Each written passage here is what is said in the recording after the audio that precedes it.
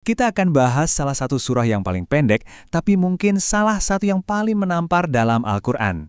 Surah Al-Ma'un. Ini bukan sekedar surah yang mendefinisikan iman, tapi surah yang benar-benar menantang definisi iman kita. Surah ini bertanya, apa gunanya ibadah ritual kita kalau nggak ada hubungannya dengan tindakan nyata kita di dunia? Yuk, kita bedah bareng-bareng. Surah ini dibuka bukan dengan perintah atau pernyataan, tapi dengan sebuah pertanyaan yang, nusuk banget. Coba kita resapi sama-sama. Ara'aital ladzi yukadzibu biddin. Tahukah kamu siapa orang yang mendustakan agama? Pertanyaan ini seolah-olah ditodongkan langsung ke kita ya, memaksa kita berhenti dan mikir, sebenarnya siapa sih pendusta agama itu? Nah, yang luar biasa dari Al-Quran, kita nggak dibiarkan nebak-nebak.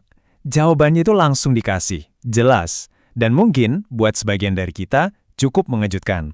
Karena jawabannya itu bukan soal keyakinan yang abstrak, tapi soal tindakan yang bisa kita lihat langsung dengan mata kepala sendiri. Dan inilah tanda yang pertama.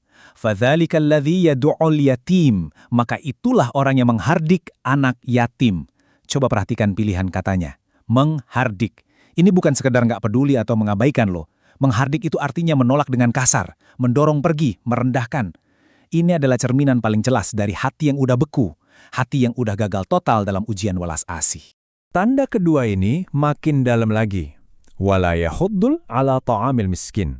Dan tidak mendorong untuk memberi makan orang miskin. Poin pentingnya di sini adalah, kesalahannya bukan cuma karena dia sendiri nggak ngasih makan, tapi dia bahkan nggak tergerak untuk mendorong atau ngajak orang lain buat melakukannya. Ini udah level apati sosial yang paling parah. Sebuah ketidakpedulian total sama penderitaan orang di sekitarnya. Jadi kita bisa simpulkan ya bagian pertama ini. Menurut surah Al-Ma'un, pendusta agama yang sejati itu bukan orang yang ragu sama Tuhan atau yang kalah debat soal teologi. Bukan. Pendusta agama itu adalah orang yang lihat penderitaan di depan matanya, anak yatim butuh perlindungan, orang miskin kelaparan, terus dia buang muka. Imannya, kalaupun dia ngaku punya, ternyata mandul. Sama sekali nggak bisa menggerakkan hatinya untuk berbuat baik. Nah, pas kita mikir surah ini cuma ngomongin soal etika sosial, tiba-tiba surah ini belok tajam banget, bikin kaget. Fokusnya sekarang pindah. Dari orang-orang yang nggak peduli sama masyarakat, sekarang justru ke mereka yang lagi sibuk melaksanakan ibadah. Ayat ini bunyinya seperti petir di siang bolong. Fawailun lil musallin. Maka celakalah orang-orang yang melaksanakan sholat. Coba kita berhenti sebentar di sini. Gimana bisa? Sholat yang kita tahu adalah tiang agama, kok malah jadi sumber celaka? Peringatan ini bukan buat orang yang nggak sholat loh, tapi justru untuk lil musallin, orang-orang yang sedang sholat. Pertanyaannya jadi makin dalam kan, kenapa? Apa yang salah? Apa yang bisa mengubah ibadah yang begitu agung jadi sesuatu yang dibenci Tuhan? Surah ini nggak berhenti di peringatan aja. Lanjutannya adalah 3 alasan yang sangat jelas. 3 sifat yang bikin salat itu jadi bumerang, yang justru melukai orang yang melakukannya. Inilah 3 penyakitnya. Pertama, alladzina hum an sholatihim sahun. Mereka yang lalai dari sholatnya. Sholatnya cuma jadi rutinitas kosong, nggak ada ruhnya, nggak khusyuk. Kedua, alladzina hum yura'un. Mereka yang riya. Sholatnya bukan buat Allah, tapi buat pamer, buat dilihat orang, biar dibilang soleh. Dan yang terakhir puncaknya, wa yamna'unal ma'un. Dan mereka enggan ngasih bantuan. Oke, sekarang mari kita sambungkan semua benang merahnya. Surah ini dengan sangat jenius mengikat 2 pesannya jadi satu. Peringatan tentang kepedulian sosial di awal dan peringatan tentang ibadah yang kosong di akhir, ternyata itu bukan 2 hal yang berbeda. Keduanya adalah 2 sisi dari koin yang sama. Lihat deh perbandingannya. Di satu sisi, kita punya kegagalan sosial, nggak peduli sama anak yatim dan orang miskin. Di sisi lain, ada kegagalan spiritual, sholat yang lalai dan cuma buat pamer.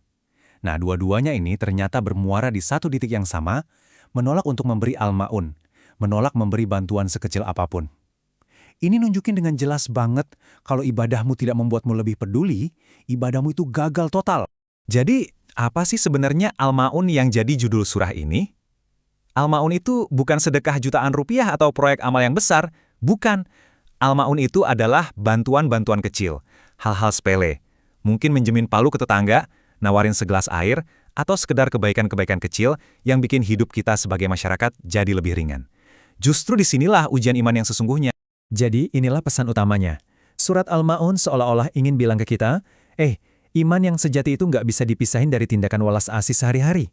Ibadah kita ke Tuhan, itu harusnya melembutkan hati kita ke sesama makhluknya. Kalau ternyata nggak begitu, kalau ibadah kita malah bikin kita jadi egois dan nggak pedulian, kita harus berani bertanya, sebenarnya kita ini nyembah siapa?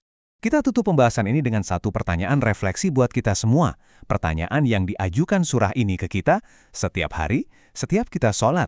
Sudahkah hubungan vertikal kita dengan Tuhan itu benar-benar membuahkan kepedulian horizontal kepada sesama manusia? Sudahkah iman kita jadi iman yang hidup, yang bertindak?